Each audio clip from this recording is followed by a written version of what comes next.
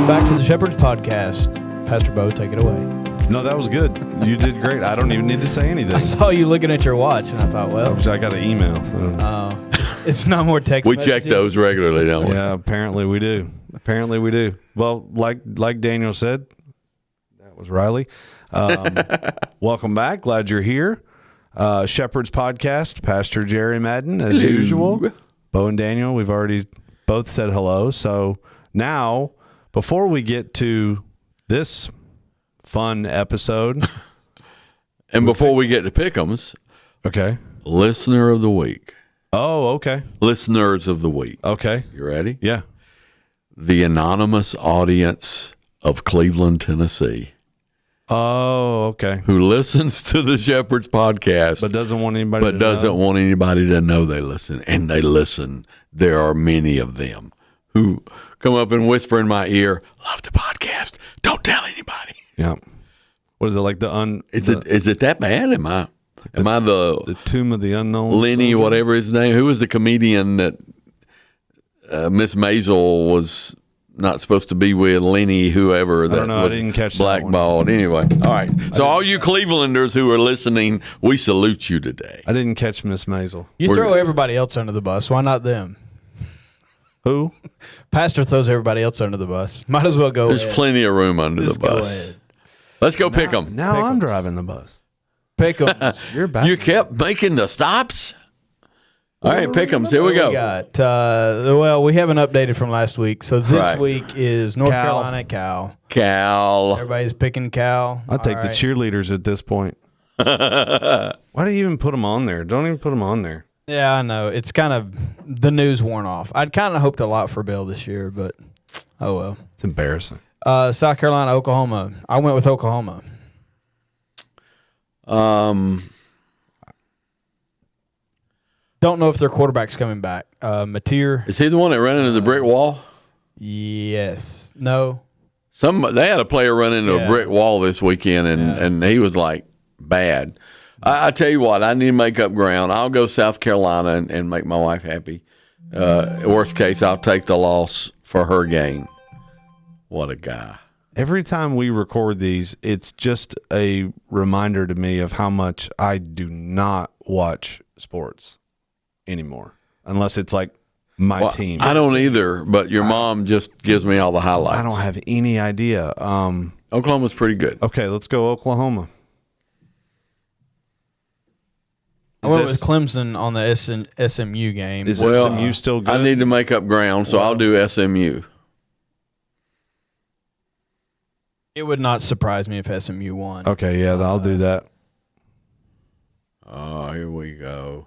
Tennessee, Alabama. Should be a good game. Could be the game day game, but I doubt it. At Alabama. Yeah. I'll do Alabama just because Tennessee played their one game and hasn't really done well since then. I went with Alabama. I know I'm a Tennessee homer, but had to go with Alabama. They're playing well. Yeah, I'll do Alabama. I'll take Tennessee just to be different because I really don't know. Bills and Falcons. I went with the Bills. The Falcons Yeah, are hot garbage. it'll be a makeup game. I'll do Bills.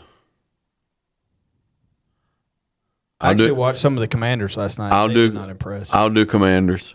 Okay. Same. All right. There you go. There we go. Picks are locked. Picks are locked. Now we can talk about gossip within the Church of God. No, we're going to talk about fact. Facts. Go ahead. Well, so let's go with, as I mentioned last week, I was in Cleveland. So we're starting to work on the agenda for the next General Assembly. Next General Assembly is July in Orlando, and I've been appointed along with a few other men who are much more worthy than I to the agenda committee. And so we start working on putting the agenda together for the ordained ministers to consider. It's kind of eye-opening. It's one of the reasons I want to do the All Things Church of God, just so you all know how this works. Because I've been guilty, and we all may have been guilty of, you get the agenda before the assembly and you think, what is all this mess? Yeah. And is this all we have to talk about? And Strike this and why replace is it with this this. here? And why is this? And you think the agenda is in many ways garbage, so to speak. And not saying that it hasn't been or won't be. But I do want to take a minute and make sure everybody understands the process.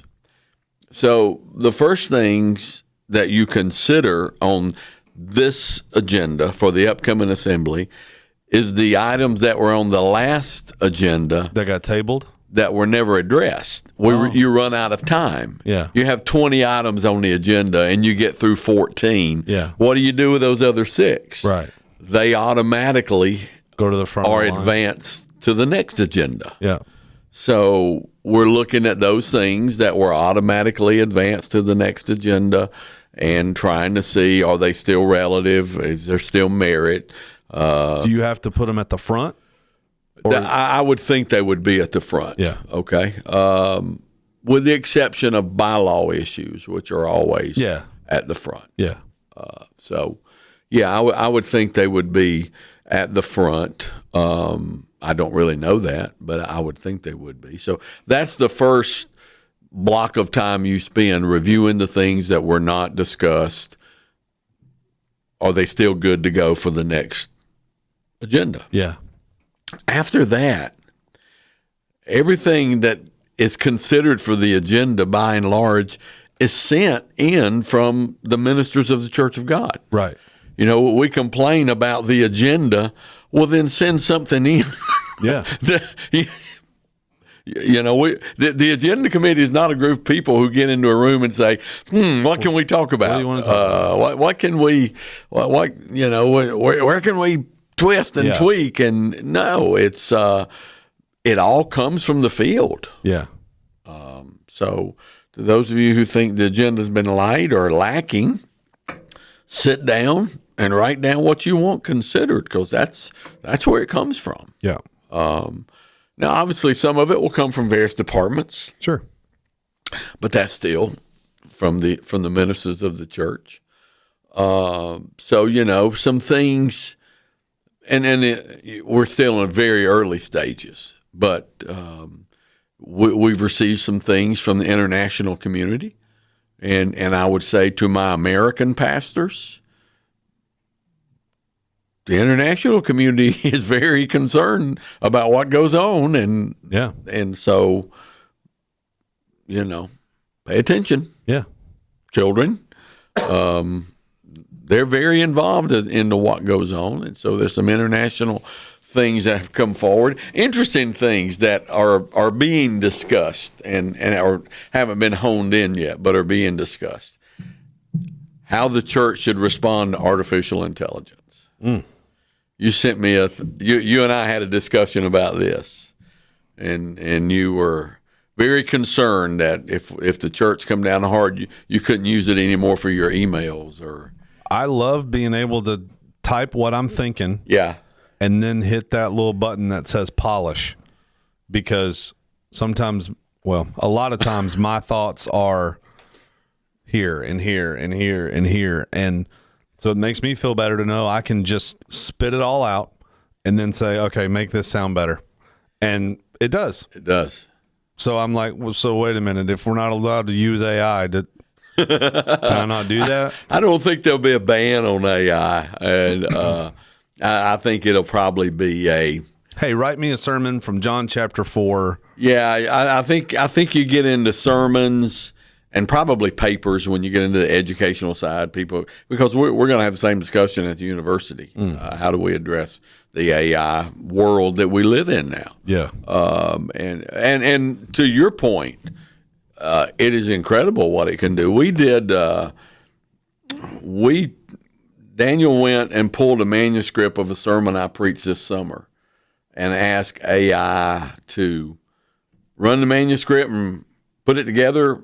Yeah. Like make it a book. Make it a book. Make it into a book form. Book format. And we're actually doing this every week with the sermon, and we can make a devotion. and it pulls basically the five main points, main points, and it spits out scripture reference, quote, application points, things like that. And I've gotten a lot of feedback. The website itself gets anywhere between 300 and 400 hits every week. The pages themselves of people that are following along and reminding themselves, oh, this is what we talked about. This is what we talked about Sunday. Yeah. The format that you gave me when we were doing some test runs. Yeah.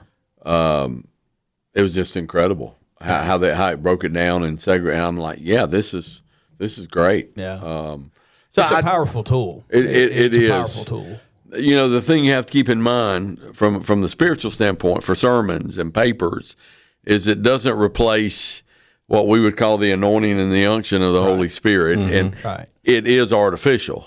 So it's just the ideas of men kind of pulled together. It's an imperfect tool, and it certainly should never replace the Holy Spirit resting upon you as you prepare for sermons, et cetera, things of that nature.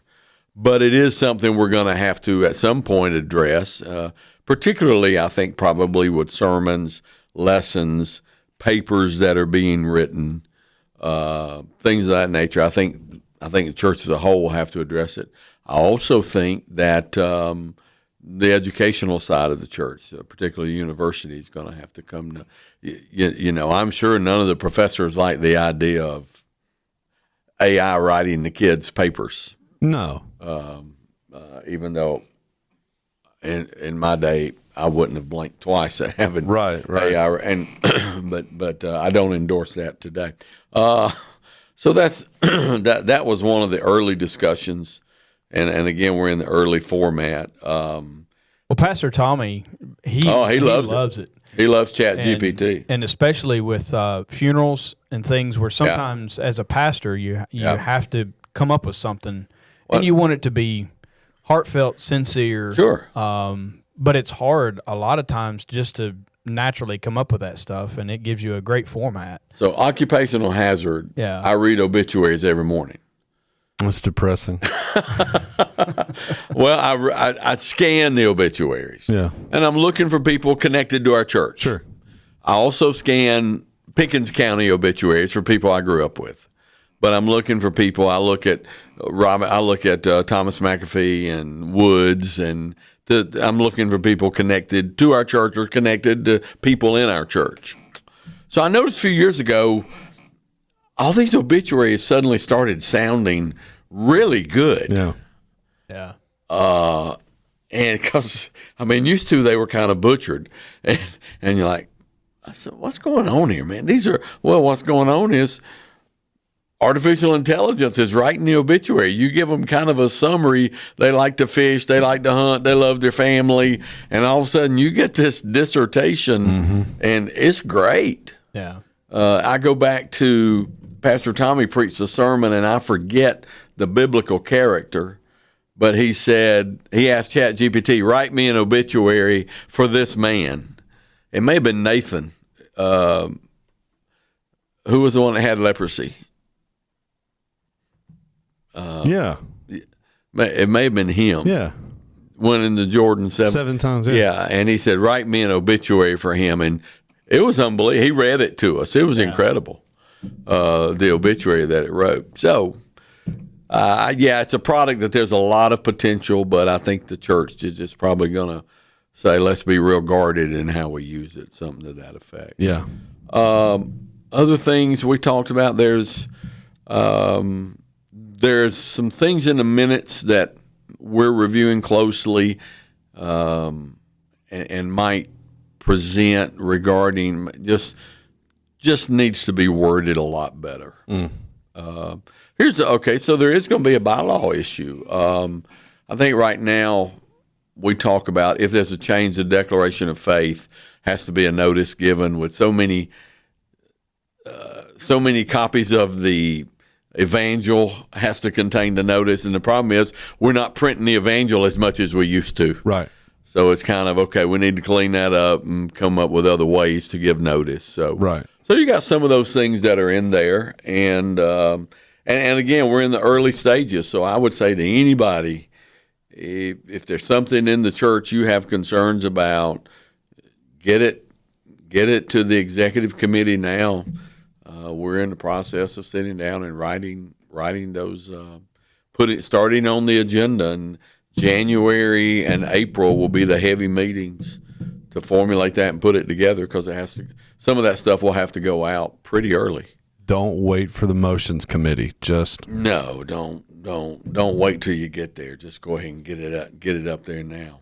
So that was kind of the crux of the Council of 18 meeting. Yeah. I was in Cleveland for the inauguration of the new president of Lee University. Phil let him cook. And you talk about somebody running on high octane. Oh yeah. His motto is all gas, no brakes. And I guess you guys were there when he was there. Oh yeah. Phil had a 24-year experience at Lee University, worked his way up from being an RD to vice president of enrollment. Went out and was president of a Christian educational community, and then was hired to come back and be the president of the university. And man, he is rolling. He's come out high. The kids absolutely love him. Mm-hmm. I mean, he's all in. He loves the university. He really loves the university. And to his credit, he loves the university and he loves the Church of God, and that's going to help us an awful lot. Yeah.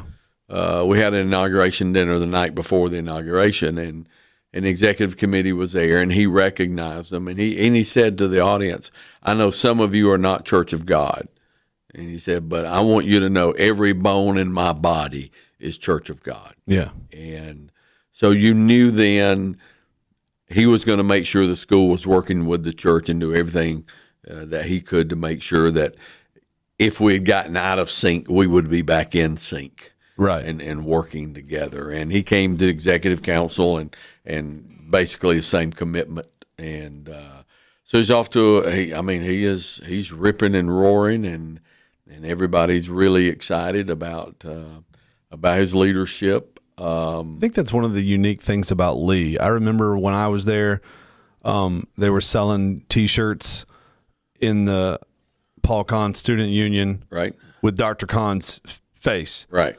But it wasn't really his face. It was more just like the glasses and the mustache or whatever. Yeah. And I don't remember who I was walking with, but they said, this is not normal, right? Like, what do you mean? Like, it's not normal. Most people who are enrolled in a university don't have a clue who the president of the university is. Yeah. And we had a conversation about this is normal. This is not normal everywhere else, but this is totally normal at Lee. Yeah. Because that office of the president is almost different. It's almost like, like pastor. Yeah, it's definitely pastor, youth director, more than it is administrator, who I'm never going to see. Yeah. The president of Lee is directly connected with the student body. But with the benefit of hindsight, now I realize that it wasn't just a Dr. Kahn thing. It's a Lee University culture thing. Yeah. So, it's a great point.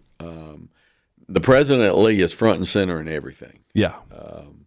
And there are discussions about I've heard discussions, is that the way it should be? And I think it's probably the way, for our system, it's probably best. Yeah. I think it's probably best. And you have a guy who's really high energy, who really understands the educational world. He also understands the church world. So he's a great bridge between those two, because they're not always on the same path. Right. But his inauguration, the theme of his speech was "We Believe." And I would tell anybody, go on YouTube and watch it. It was a great acceptance speech. It was a great spiritual service. After he finished, the festival choir, which is my favorite choir because it's every choir put together, every musical group. I hated festival choir. They sang the "We Believe," the one we do. Yeah. And just brought the house down. And you stood up. I did. You know how I know you stood up? Somebody told you, I guess. I was getting 3 and 4 text messages at a time. Bro, your dad just stood up. And I think every person in this room wanted to stand up, but he was the first one to stand up. And he set the tone. I mean, I was getting blown up during the thing. Well, there comes a time where you sit there and those kids, and again, that's my favorite choir, the festival choir. It's all the voices, and those kids are pouring their heart out, and it was just a special moment. Let me clarify. I hated festival choirs because you're in the orchestra, probably. No. Well, no, they made us sing. Daniel, you guys had to sing. We had you to couldn't sing. play. Okay. Yeah, it was the symphonic band that would provide the music. Okay. So all of us that were tech and musicians, we had to sing. Yeah. Sing. I don't want let to me sing. Stick me in front of the voices, guys. They got me up there standing in front of Jonathan Sawyer, and I'm going, what am I doing here? I can't. Watermelon Pepsi. Watermelon Pepsi. Then we get screamed at for being the tired choir, but that's... Well, and the thing about festival choir, if you go watch that video, one of the things is they practice standing together, right? And when they stand, you hear the chairs and the wood go, boom. Yep. And it's kind of everybody just claps when that happens. But no, it was a great service, a great moment. Now we're actually going to have Dr. Cook next spring. And I think one Sunday you're going to do a Lee U rally here on a Sunday night and invite other church youth groups to come. Yep. To that, let me make sure all the ministers know the Church of God instituted 4 years ago the Preacher's Kid Scholarship. So the Church of God will provide up to $3,000 a year for ordained bishops' children, maybe grandchildren. To attend Lee. So if you're interested in your kids going there is scholarship assistance through the Church of God. Contact University. They can set that up for you. To that, we also, South Carolina the state council has just passed to provide scholarship assistance in addition to what Cleveland provides, a South Carolina Church of God pastor's kid scholarship. So potentially, if you're a preacher's kid in South Carolina, you could get up to $6,000 a year in scholarship assistance at Lee between Cleveland offices and Malden offices. Now, I don't know if that's announced yet or not, but now it is announced. And I'm not sure when the South Carolina will kick in and be available, maybe January. Since I'm the one who's supposed to put it all together, I guess I'll start doing that tomorrow. But nonetheless, you got a week before this drops. So. Yeah, and if you're a senior in high school and you look at Lee and you say, it's out of state school, I can't afford it. Well, if your granddad's a minister, there's $6,000 going to be available for you if you're interested in going. Yeah. Lee is a special environment. It really is. It's been a long time since I've been there, but it's still a special environment. Well, and let me say this. I went on the board in 2008, I think, and it was an exciting place to be. And then we had some not as exciting years. We had some challenging years. COVID in the middle of it. But it does you do feel like the excitement is really back. You have that sense of everybody's happy to be there. Everybody's glad that there is.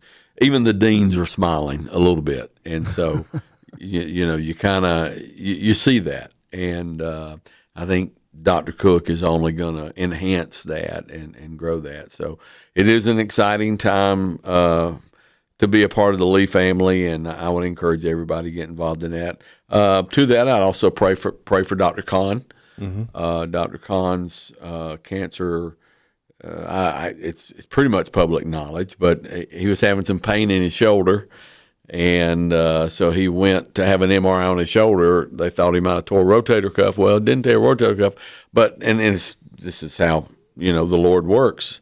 Shoulder was good, but they saw a mass in the lung. Right. And so he is going through chemotherapy and radiation for lung cancer, and I'm sure he would appreciate your prayers, both he and his wife and their family. Lee Homecoming is coming up November 7th and 8th for all of you alumni. I got a notice this morning about that. That's coming up first weekend in November. And as I said, we're going to have Lee U Worship and Dr. Cook in sometime in the spring. We're trying to lock in dates. And we had a date, and let's do it. Oh, that's the Super Bowl. Super Bowl Sunday is probably not a good. I think that's also probably South Carolina State Prayer Conference Sunday. And so that might, as far as other churches, that might restrict it a little bit. I've never been to prayer conference. Well, would you like to go? No, I'd like to. That's a record. I'm cool. You want to keep it there. I mean, not like I'm anti. Somebody's got to stay home. It's not like I'm anti-prayer conference. I just, I'm good. I'm good. It's this season of life, kids, all that stuff. So, yeah, I really have had to. I knew this was going to come up today. I really have had to learn the word no. Yeah. Lately, because if not, you just wear yourself out. Well, what was it you taught me? Every yes is a no to something else. Everything you say yes to, you're saying no to something else. Every yes is a no to something else. And I'm trying to learn that because, I had a really good friend who has an event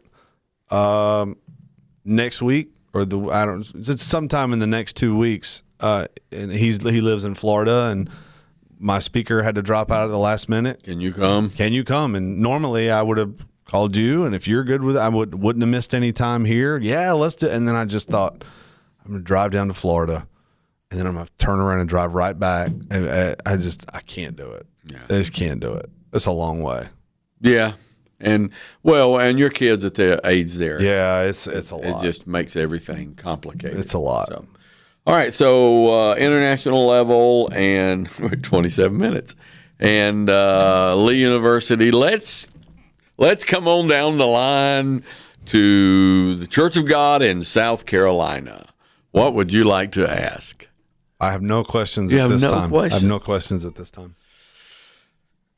So where are we with our campgrounds and properties and things of that nature? I don't know. Well, I do. Where are we? The campgrounds are there. I don't know why that struck me as so funny. We're not using PD because it's not usable. Malden is on its last leg. There are some systems that we know if they go out, we are looking at hundreds of thousands of dollars, and long and short, the state doesn't have it. So, last March there was a ministers' meeting at the Malden campground, and the directive from the meeting was like 80% of those who attended and voiced opinion in that survey that was handed out basically said, move forward with closing these campgrounds, selling them, and another direction in the future, whether it be we buy a facility and develop it, or whether we for a season of time rent, et cetera. Now let me tell you where I'm at. I hope we don't buy and develop. I'm a strong proponent of, if we sell the campgrounds, let's just rent for a few years and see how it goes. I mean, they're in PD camp meeting right now at the Dillon Church of God, and that's serving them well. And they'll find a place to have the state camp meeting in the summer. Youth camps is a little more challenging, but there are campgrounds out there if you're willing to be creative and find them and do the work you need to do. On a separate note, I think youth camps got to really be looked at, because as school districts are pushing toward year-round schools, and you know this better than I do, this is happening more and more. Yeah, it's not happening in Greenville County or Spartanburg County, and it just kind of seems like they're just looking at each other, just going, are you going to do something? Who's going to be first? You going to do something? I'm not going to do something. But I know my friends that work at churches in Oconee County and Pickens County and even down in the Myrtle Beach area. This calendar it's coming. Summer's getting a lot more shorter, and I don't understand fully how it works. I know that there's not a quote unquote summer break like we know a summer break. There's you go and then there's a couple of weeks, and then you go and then there's a couple of weeks, and this will be something we'll have to be mindful of as we go forward with camps. Here's why I'd like to see us rent at least for a season of time. Okay, Here's my first reason: we are not good property managers, and we have 2 campgrounds that are unusable to prove it. For decades at a time. We are not good property managers. We have 2 campgrounds, one that is completely unusable and one that is becoming unusable to prove it. Now, whether that's a personnel issue or whether that's a money issue or whether it's a combination of both, we're just not good at this. And in reality, each property is only used 30 days out of the year. And this is a third of your annual budget. Yeah. So let's take a little bit of time and really assess. Do we want to jump back into the property business? Because we haven't been good at it in a while. It's kind of like where you were talking in our break about the Sears Corporation and how, as long as they were Sears, they were great. But when they started trying to do other things, it all imploded on them. And I got on a rabbit trail last night watching TikToks about this. Up until 1973, they represented, and from what the guy said, this hasn't happened. It hadn't happened before, and it hasn't happened since. That at one point in time, they represented 1% of the entire United States economy. Yeah. Just that gross domestic product. Yep, and they were Amazon before Amazon. Yeah. You get the mail, we're going to mail it to you. I didn't know that they were selling houses. Sears sold kits where you could build your house, and there are 75,000 houses in America still standing. I think they also developed and built houses and had a mortgage company. Yeah. So then they started credit cards. Then they started Allstate Insurance. I think they started Discover. I think it began as a subsidiary of Sears. Then they bought Kmart. Then they bought, and they quoted Warren Buffett, who said, I think it was Warren Buffett, and he said, if you combine raisins and together, they're still so they started buying all these things. We're going to edit that or let that know. We're going to have to bleep that one. They started buying all these things, and they forgot that Sears is a department store with a catalog. That's right.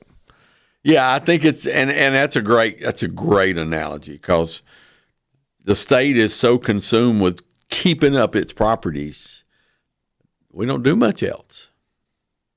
If you looked at the budget and you looked at our other ministry programs, aid to churches, aid to pastors, retired ministers, properties get a lot more than those two. And so my thought is, if we sold, here's kind of where I settled the other week in my mind. If we sell the properties, and after we take care of everybody who needs to be taken care of, we have $20 million left. I'm throwing that number out. I don't have any idea what it would be. If you invest that $20 million with our current investors, based on the interest we're getting on money we currently have invested in them, it will earn, right now we're averaging 10% on our savings investments, 10% interest. That's $2 million a year. That is your budget. If you take out what it costs to own the properties, $2 million a year will pay for the operation of the state. And then you take the other money that's coming in, and you can actually do ministry. Yeah. I was listening to a guy talk, and he was talking about this for churches. He says you get to the place where your budget is no longer designed to be protected. This is what I have to do. It's no longer, the budget isn't obligatory. It's visionary. This is what I get to do. It's visionary. It becomes visionary. We can do ministry. It's not, I'm tied to these obligations. This is my budget. And I would tell anybody, we had a hard time balancing the budget this year because of these obligations, the bulk being properties. We are no longer tied to obligations. We would have funds to have vision to do ministry. We ought to try that before we just jump back into, here we go again. I don't trust us as property managers. I don't. It costs a lot of money to keep property looking good. Trust me. I don't trust that the state wants to spend that much money regularly for property we use 30 days a year. Yeah. So, I mean, and this is just my 2 cents. There's still decisions to make, and you know, weeping, wailing, and gnashing of teeth. But it is what it is. Yeah. So the process is still going forward. Properties are still, in my opinion, deteriorating more and more the more they sit. And so we're probably we're probably headed toward serious conversations in the next year about pulling the trigger based on the directive we got last March. Yeah. What all that'll include, I don't know. So that's about it with the state. How about Praise Cathedral? Man, off to a great fall. Mm-hmm. You're having a great fall. You get lots of new faces. Yeah. I think, September was a great month. Yeah. So excited, building toward Christmas. What else? Looks like our attendance is up, just based on what I can tell. And well, looks like, I mean, it's hard to tell sometimes. But well, it is hard. We had a great month in September, and it's funny for me right now to watch everybody change seats because people used to sit on the floor are now sitting in the nice theater seats in the balcony and the galleries, and so some of that, but tons of new people, just scores. We had a great luncheon a couple weeks ago, and I meet new people every week, and Bible studies are going good on Sunday night, and you've had good open gyms. Kids come hang out, fellowship, and that's very important. So no, I think things are. I'm very pleased with where we are, and thank the Lord. Yeah, but the theaters now they got those. Oh, gee, have you been to Regal where the feet come up? Yeah, I've been one time there, and it was pretty sweet. Have you ever been to a movie theater where they serve steaks? Not steaks, but I've been where they serve like chicken fingers. You order from the seat, and they bring it to you. My friend Rob got married in Texas several years ago, and Katy, Texas, and they had, it was all the spread you could want. Steaks, ribs. I don't know if I want steaks at the theater. I'm not sure. I just want coffee. Experience. Coffee. That would be really I've good. always wondered why they never, why don't Regal and Starbucks partner together? Oh, wow. I've always wondered that. Why don't you have a little kiosk shop there, coffee kiosk? I saw a new coffee shop in Pigeon Forge last week, Dutch Brothers. Yep. Have you seen that? They got one in Cleveland. It's pretty good. It's a national chain.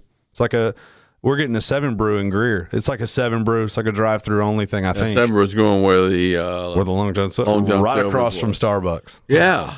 Pretty smart. It is. Yeah. So. I get it because every time I go to Lowe's and they don't have what I need, I go across the street to Home Depot. So, yeah, I don't know. I've gotten to where I just kind of drink my brew, my rifle. Black Rifle brew at home, and I'm pretty happy with that.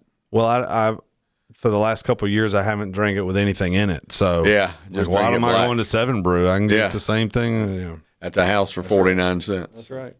Hey, we've gone 40 minutes. That's all I know about Church of God right now. All right. Well, wasn't too bad, was it? No, it wasn't too painful. But who knows? Sometimes the things you think are the not painful. This is true. are the things that it's true. Beauty's in the eyes of the beholder, end and up being painful. So. And ugly's in the eyes of the beholder as well. There you go. All right. Well, thanks for being with us. We'll be back sometime. We'll see you then.